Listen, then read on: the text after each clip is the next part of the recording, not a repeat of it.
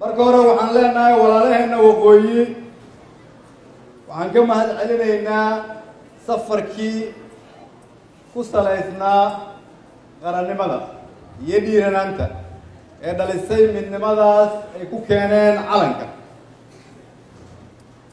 waxaan ka garaabaynaa wax walba oo tabasho ah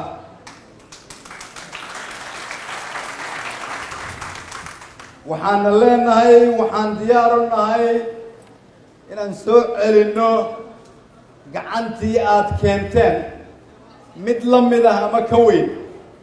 macnaheedu waxay tahay Soomaali haddii aan nahay waxaan nahay walaalo aan kala maarmayn.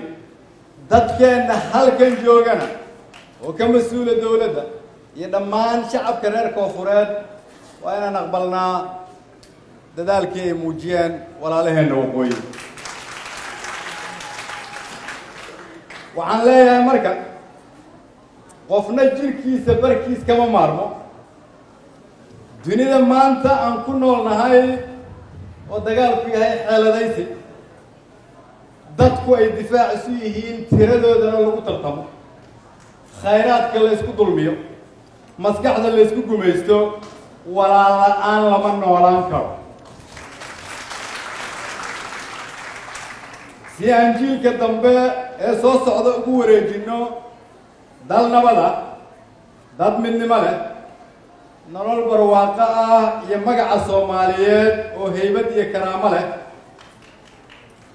waddada ama waddadii wadajirka ma ogiye waddo kale aniga iima muuqato maadaama waddada keliya oo noo muuqata waqooyi iyo koonfurba ay tahay waddada wadajirka.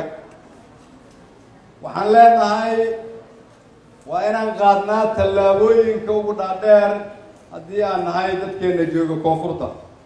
iyagana waxaan leenahay walaal la'aani waa wax la'aan.